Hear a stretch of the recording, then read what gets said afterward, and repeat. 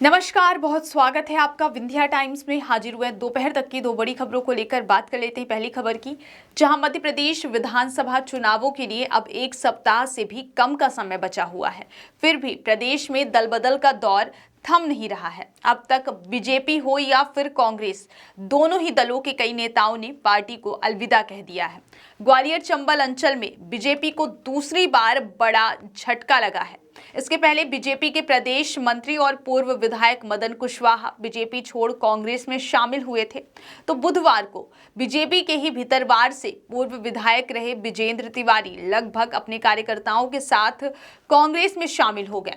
कांग्रेस में शामिल होने के बाद विजेंद्र तिवारी ने कहा कि मैं बिना किसी शर्त के साथ कांग्रेस में शामिल हुआ हूं। मेरी सिर्फ यही शर्त है कि 40 सालों में जो कार्यकर्ता मेरे साथ थे, उनका सम्मान कांग्रेस पार्टी में सदैव बना रहे। मैं स्वच्छ और पारदर्शिता की राजनीति करने के कारण उपेक्षित रहा।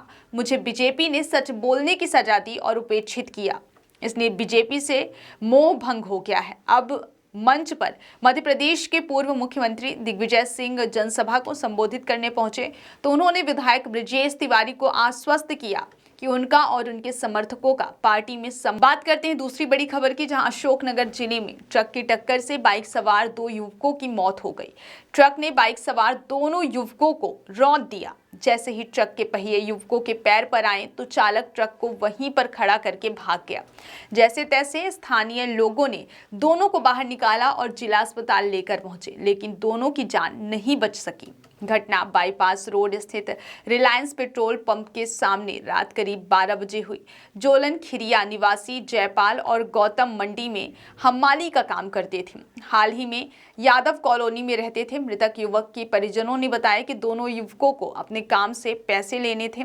उनके साथ कुछ और लोग भी पहुंचे और बाईपास रोड स्थित श्री कृष्णा धर्मकांटे के पास मुकद्दम ने पैसे देने का कह दिया। इसी वजह से सभी लोग वहां पर खड़े थे। मुकद्दम को आने में कुछ देर हुई तो वह अपने साथियों के से पैसे लेने का कहकर वहां से निकल गए। जैसे ही कुछ आगे पहुंचे तो अचानक से ट्रक के नीचे आ गए। जैसी घटना हुई तो ट्रक चालक अपने ट्रक को खड़ा करके भाग निकला, लेकिन ट्रक का पहिया दोनों युवकों के पैर के ऊपर था, जिसके कारण दोनों युवक दर्द से चीखते चिल्लाते रहे। लगभग 10 मिनट से अधिक समय तक नीचे ही तड़पते रहे।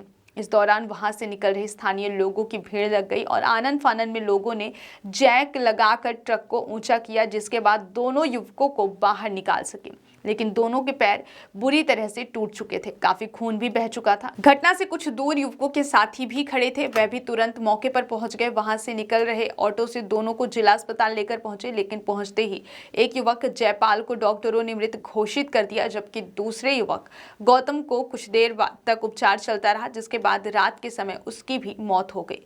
शुक्रवार यानी कि आज दोनों के शवों का पोस्टमार्टम कर शव परिजनों को सौंप दिया गया है। बहुत बहुत धन्यवाद।